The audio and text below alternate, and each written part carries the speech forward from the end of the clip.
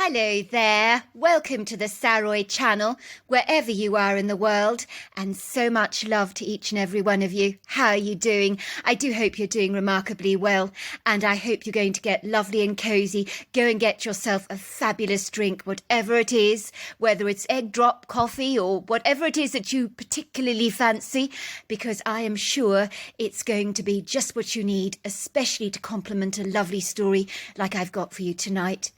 So before we get started, don't forget to subscribe to the channel, click the notification bell and the thumbs up, and let's get started with tonight's story. Dear Sarah, and all your lovely listeners, I never imagined it would be remotely possible that I'd end up accused of murdering one of my best friends, a young man I went to school with called Thomas Harding. Me and Thomas had been bosom buddies since I was knee-high to a grasshopper.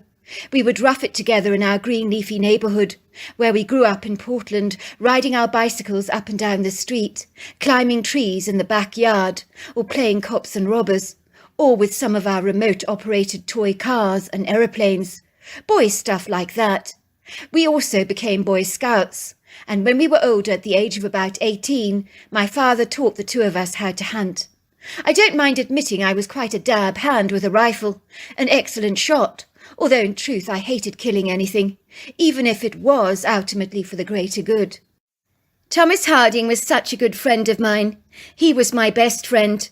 I was the level-headed one, prudent, always pragmatic. Unfortunately, Thomas was far too impulsive for his own good. It would seem his reckless, capricious actions always landed him in a whole heap of trouble. He was the type that would imprudently apply the accelerator, impetuously leaping into a situation without putting on the brakes first to ensure he was thinking sagaciously before intervening in something that might not end up terribly well for him. I remember on one occasion when two boys were arguing at a gas station about something, they began to get caught up in a nasty brawl. Thomas instinctively ran over to the two men. He began to reason with them and break up their fight. The two men who'd been fighting each other unleashed their wrath on him. Thomas ended up really badly beaten up. I know he was well-meaning, but a more savvy, astute person would have called the police first and never intervened in the way that Thomas had done. He would have walked away then, unscathed, but Thomas tended to delay his thinking and always react first, which was not in his best interests. I remember even when my sister Pamela was about 10 years old, Thomas had his eyes on her, so from a young age I discerned he really liked my sister. I remember it bothered me immensely. Pamela was my only sibling, and even at 10 years old she was a strikingly pretty girl, but as innocent, shy and whimsically naive as a mountain doe. I had a sinking, sententious feeling that one day Thomas might date my sister. I cunningly tried to put him off her by saying derogatory, off-putting things about her that weren't actually true. But nothing ever worked. I remember once pretending my sister was interested in becoming a Muslim. I thought that his interest in her would surely wane, as his family was very religious, but it certainly seemed that Thomas was not at all put off. In fact, he said, "Oh, how interesting! Your sister is full of surprises. I like it very much." I could see when I talked about her, or he saw her at my home, he would look at her like a love-struck puppy. It was pathetic. The last thing I would ever want is for my best friend to go out with my sister, as it could end up becoming exceedingly awkward, especially if things were to go badly wrong. I treasured my friendship with Thomas, far too much for things to sour between us, but I had no idea how to put a stop to a wildfire that could potentially get out of control. Then it happened, just as I had anticipated, only it was a whole lot worse than I could have ever envisaged. One day when my sister was about 21 and Thomas was about 23, the two of them began to date. I was candid and forthright over my reservations towards their relationship. "Thomas, you and I are the very best of friends," I had said. "Please, I beg you, don't date my sister. If you hurt her, I will never be able to forgive you. You know how protective I am towards my younger sister. I would walk the ends of the earth for her, you know I would, as her older brother. I've always stuck my neck out for her. If things were to go wrong between you and my sister, it could potentially destroy our friendship. Now, I would hate that to happen. Look, bro, I fancied Pamela since I was 10 years old. She's the girl I want to marry one day. I'm never going to mess her around or hurt her. You and I are going to be brothers-in-law one day, not just best friends. Don't you worry about me or your sister. But we are like brothers anyway, I protested. Nothing is ever going to change that. You don't need to be my brother-in-law. I had even spoken to Thomas's mother about how much I wished she'd discourage her son to not date my sister. I really liked Mrs. Harding. She was a kind of approachable person that you could talk to about pretty much anything. As a youngster, I would so much rather go to her about any personal problems I might have than speak to my own mother any day of the week, which is something I always did. So I was very close to my friend's mother. I always found my draconian, aloof mother somewhat unapproachable. Mrs. Harding always seemed to relate to me. She was a distinguished contemporary artist, producing incredible work that sold all over North America. She'd often whisked me into her art studio for my opinion on a piece. "What do you think about this work, Oliver?" she asked me, with her bright eyes fixed on me intently. I knew she'd never take offence if I expressed any dislike to any of her pieces. She certainly valued my opinion. I loved art, so I respected her ingenious work, in a way that Thomas could not. I think he thought his mother just threw splotches of coloured paint onto canvas and scribbled with markers to make a lovely chaotic mess that you could not take seriously. He failed to savour all the layering of the work, the attention to detail incorporated in the piece, and how spectacular it looked on the wall.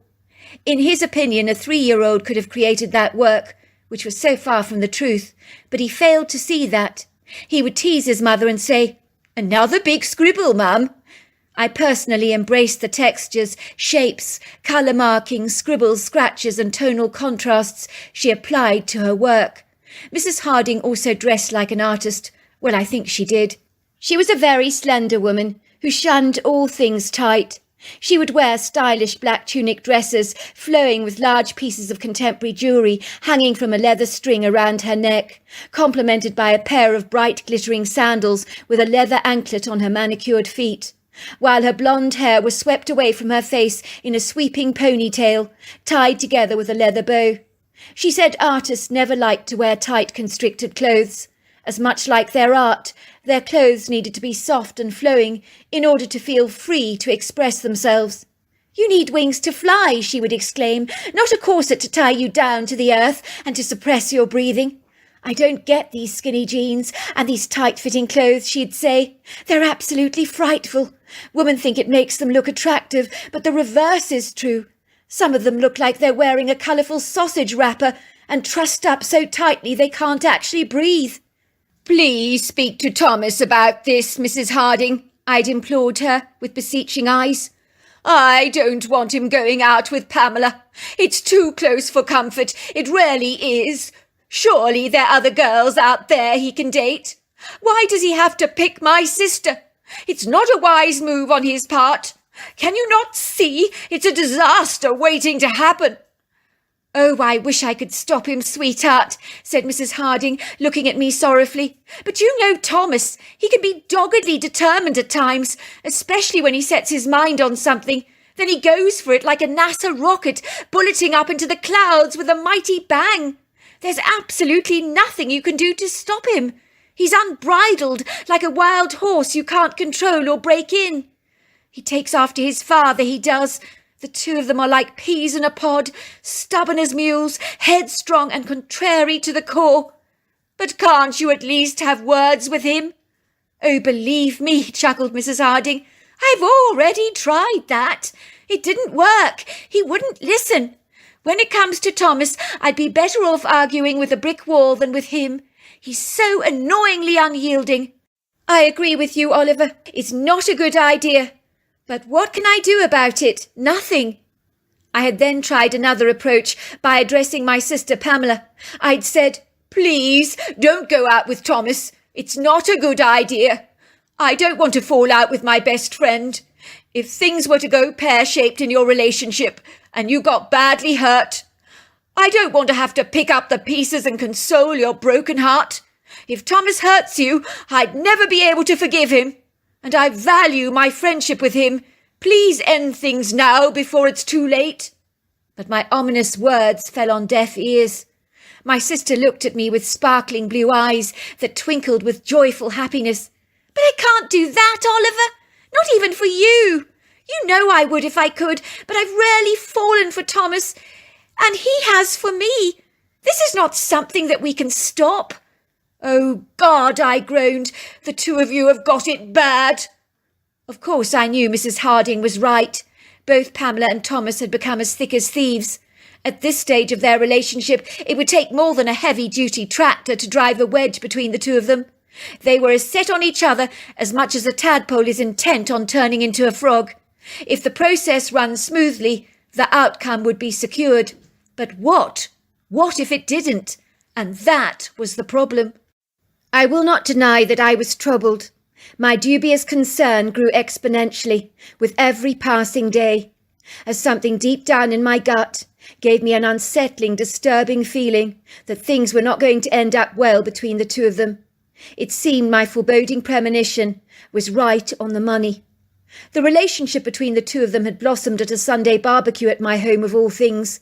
It was a fabulous party that my parents were hosting, where they'd invited most of the neighbourhood, including the Hardings. I remember Thomas took one look at my sister, completely ignored me, and walked towards her with a determined stance, like a man with a mission that would be accomplished come hell or high water. He had gravitated towards my sister that evening, and they only had eyes for each other. You could feel the electricity between them as they talked and talked. It was as if they were in their own little bubble, and everyone else at the party was just background noise. I couldn't even steal Thomas away for a casual chat. I naturally felt affronted, for Thomas never ever gave me a fleeting glance at that party. It was clear that everyone noticed the chemistry between the two of them, and in that moment I felt the nauseous taste of bile rise up in the back of my throat. "Darling, don't be so upset," my mother had said. "Why, I think your sister and Thomas make such a delightful couple, and I know that Thomas will be a very good son-in-law," she had said approvingly. Then it happened. Granted, it was a year and a half later, but it happened as I anticipated. At this stage of the relationship, it had seemed that Thomas and Pamela were almost certainly destined for the altar, as they were very much in love with each other. But something transpired that set the cat among the pigeons. My sister was speaking to her friend on her cell when I was making coffee in the kitchen. I overheard her conversation. "When did this happen?" "No, that can't be. You've got to be mistaken. Thomas would never do that to me. He's steadfastly loyal, you know he is. That's not possible. It can't be." At the name of my friend, I turned around to listen to my sister's conversation. My antennae were literally on full alert. What the heck was going on? What had Thomas done? I had this admonition, a feeling of impending dread that loomed over me like a dark thundercloud. My sister's eyes were filling with tears. "Thanks for telling me, Clara. I'm going to give Thomas a call, find out what's going on. I'm sure you must be mistaken. He'd never do that to me. He's not like that." I could hear the uncertainty trail in her voice, as now she was beginning to wonder if she had misjudged her relationship with Thomas, as an oppressive doubt began to set in. "What's going on?" I asked, watching my sister earnestly. "What's Thomas done?" "That's what I'm about to find out," said Pamela. "My friend Clara seems to be under the impression that Thomas got completely bladdered at the Ashford barbecue. Remember, I couldn't go. I had an awful migraine headache. Well, apparently Sophie Ashford, who's always fancied Thomas, was ploughing him with drink all night, flirting with him outrageously. She then escorted him to her studio flat. Clara said she saw the two of them in bed together, getting it on, so to speak, in a passionate frenzy. She says there was no doubt in her mind what she saw.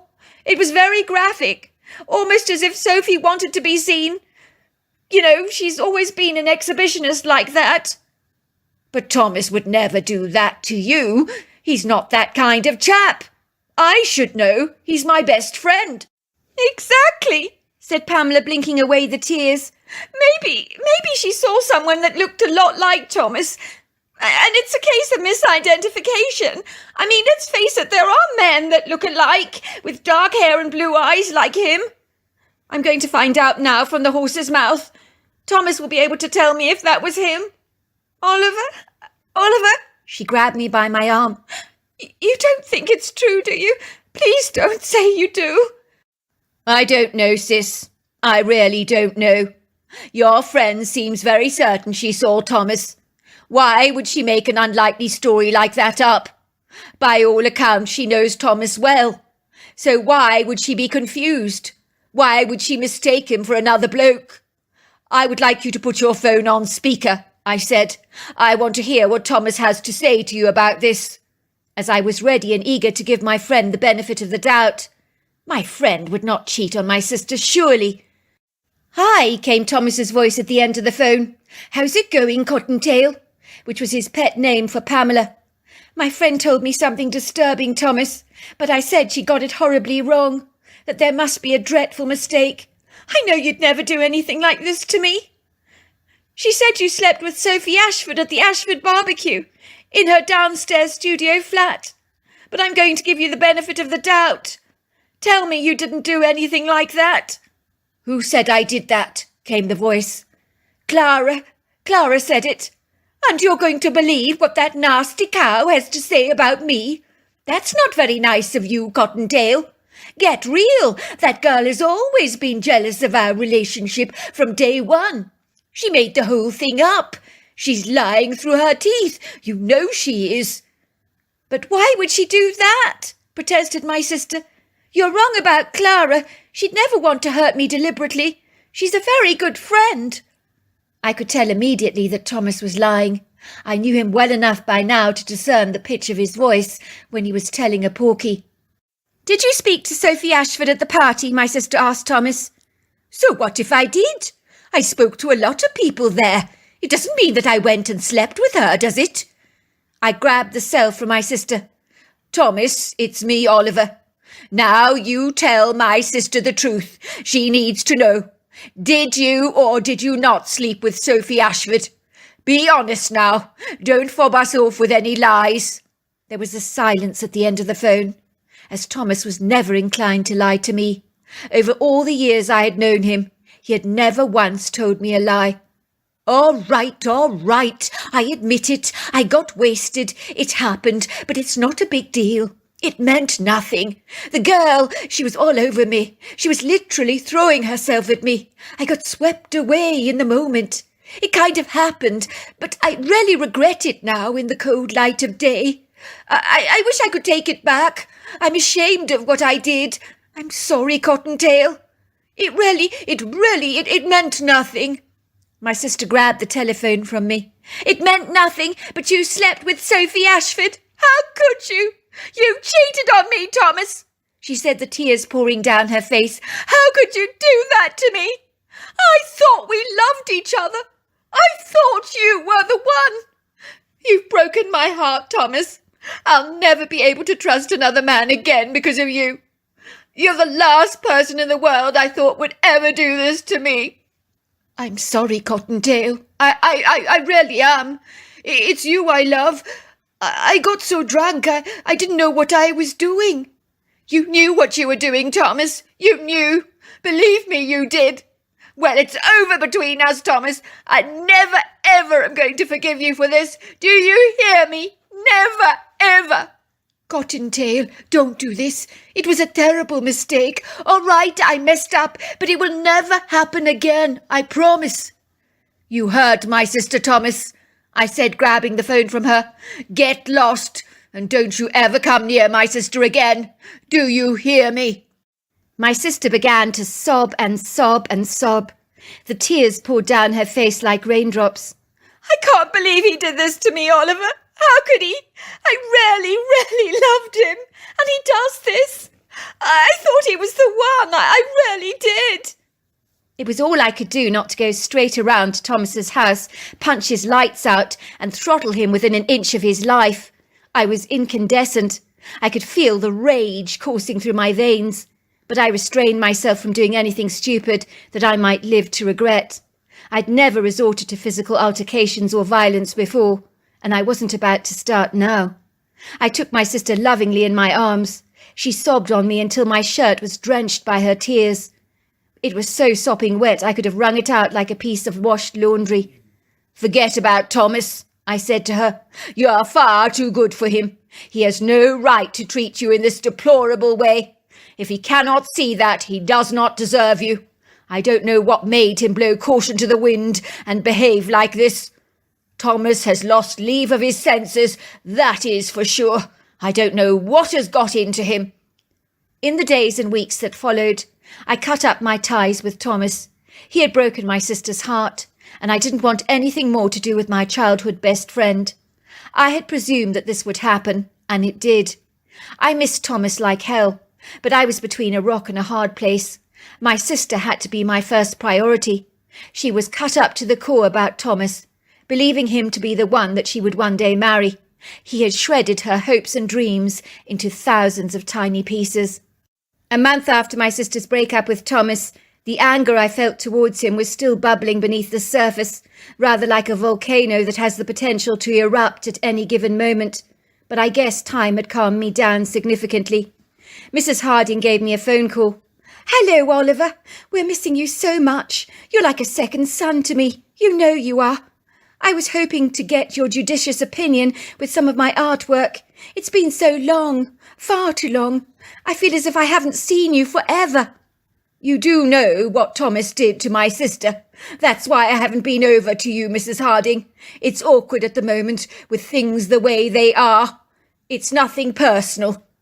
There was a long, awkward pause at the end of the line. "I know. I don't know what to say, Oliver.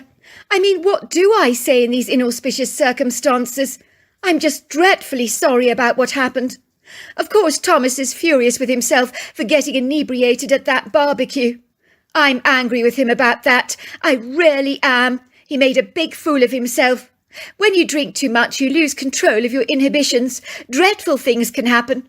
I'm so dreadfully sorry he cheated on your sister, Oliver.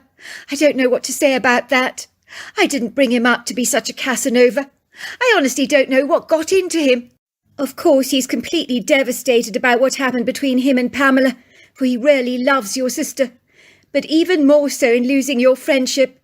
Can't the two of you patch things up together? It seems such a dreadful, dreadful shame for you to be at loggerheads with each other. Friendships like yours don't grow on trees. They come along once in a lifetime. It's an awful shame to throw it away like this. Some things in life are worth fighting for, and this is a friendship that deserves to be resurrected."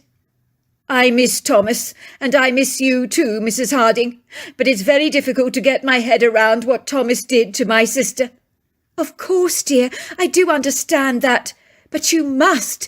If you are filled with unforgiveness, Oliver, it'll eat you alive. One thing we need to learn in life is that none of us are perfect. We slip up from time to time. We all do. We're not infallible. We're human, for goodness sake. We all make dreadful mistakes. And sometimes, Oliver, forgiveness needs to be employed." "You're right about that," I admitted. "I am far from perfect." "Well, I'll tell you what I've done. Now, please forgive me for being so presumptuous, but there's a fabulous hunting lodge outside of Portland where the two of you can go hunting for the day. It's in an isolated spot, lots of land. I think the two of you spending some quality time out in nature together will do you the world of good. It'll be incredibly bonding for the both of you. You have so much making up to do. And I think you owe it to each other to give your friendship a second chance.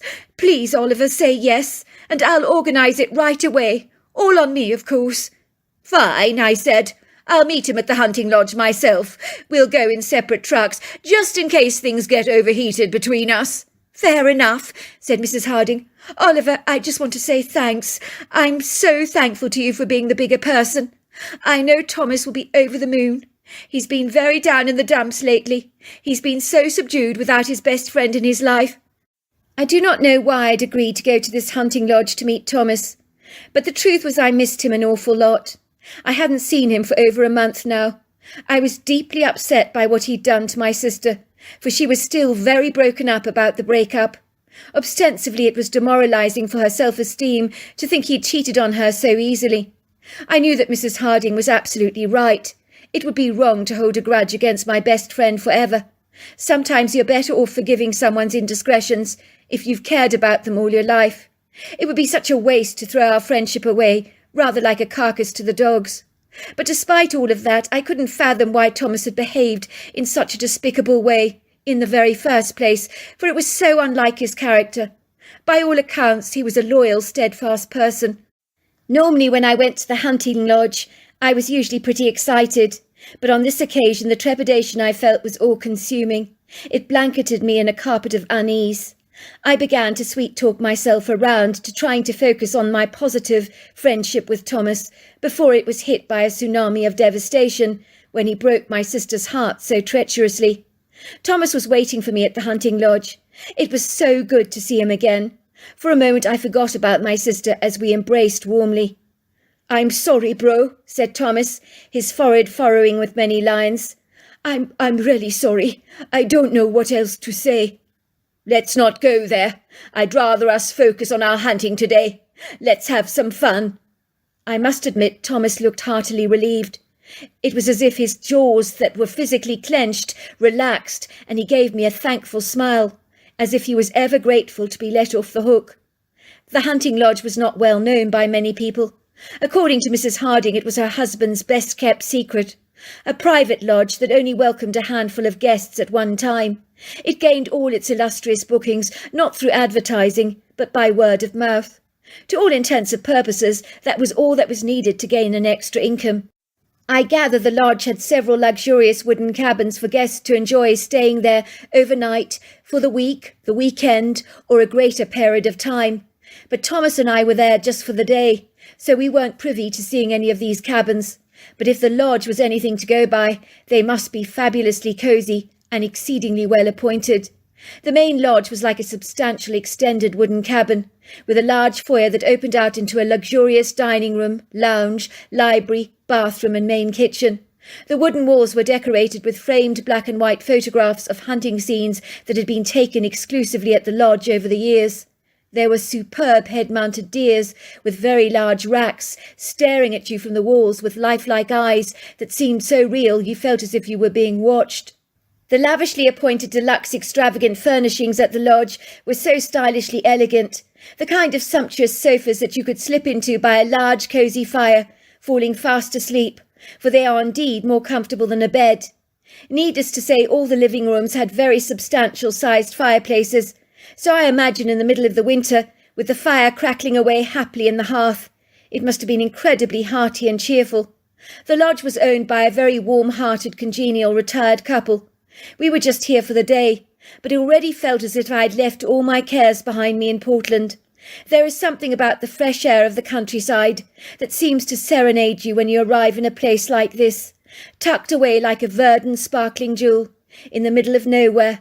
It seems to welcome you with a warm, convivial hug that makes you instantly relax. It releases your inhibitions so that you feel like an eagle, ready to ascend and soar into the sky, as the opportunities that lie before you seem bounteously unlimited. The lodge had packed us a delectable, delicious picnic basket, so armed with our rifles, off we went on our merry way. We hadn't even bothered to scout the area. It didn't really matter. I think we were going to take pot luck anyway, follow some random deer tracks and scat, possibly use one of the secured hiking stands that we might find, and hope beyond hope we would hit the jackpot. And if we didn't, well, it wouldn't be a big deal, as we were here to enjoy being out in nature. If we killed a deer, it would just be the cherry on the cake, nothing less or nothing more. We were both wearing orange vests over our camouflage clothes, as there were a couple of other hunters out today, 2 men from the United Kingdom, but with all this land to choose from, the chances of running into them were reasonably slim, I thought. It would seem that Thomas knew this hunting lodge remarkably well. I gather he'd been here a few times before. He told me he knew the quintessential perfect spot for us to hunt, as the lodge always threw out apples in the specific area to attract the deer, and this particular hunting stand happened to overlook a watering hole, so it sounded good to me. We were using an acorn cover spray to cover up our human odours. It was one that came highly recommended by the lodge, which meant wild animals would be unable to detect our human-like odours. We walked through this awesome woodgrove, made up primarily of long, slender vertical shapes of imposing Douglas firs, logpole pines, ponderosa pines and larches, that penciled up into the sky like tall, thin men swathed in luxurious green garments. The furthest distance was framed with the subtle impressions of imposing mountainous valleys with their voluptuous undulating curves that billowed up into the bruised skyline in soft shades of purples, pinks and blues. Me and Thomas ambled happily through the sumptuous woodgrove. There were extensive areas of umbrage, dappled in shade, where rugged rocks jutted through the forest floor, covered in bountiful layers of rich green moss. There was a plethora of feathery ferns, as well as pretty ground covers, like field mint, Smith fairy bells, marsh violets, blue aster, valerian, goat's beard, and of course tight little congregations of cute little fungi. What I loved about this woodgrove is it zigzagged into these fabulous open clearings and then swept back into the forest like a vast sprawling house with resplendent open and closed bedrooms. One minute you were in a highly shaded penumbra, covered by a bountiful leafy canopy, bejewelled with the bronze boughs of pretty needled leaves, only permitting the tiniest sprinkles of pearly light to trinkle daintily through the branches, casting their ethereal shadows onto the dark, fertile earthen floor. Then on the next corner it would open out into a spacious clearing, where you would be encompassed by a cobalt blue sky, while the ground was richly carpeted with long grasses interspersed with pretty wild flowers. The forest tinkled brightly with sounds of bird-song. It smelt richly of moss, earth and wild flowers, while the ponderosa pines infused the forest with the evocative sweet scent of butterscotch. Everything about the forest was engaging and magical. I felt my former anxiety melting away, rather like the butter on a blueberry muffin. I'm so glad to say we did finally find the hunting stand that Thomas had heartily recommended, which was about 70 feet away from a large watering hole.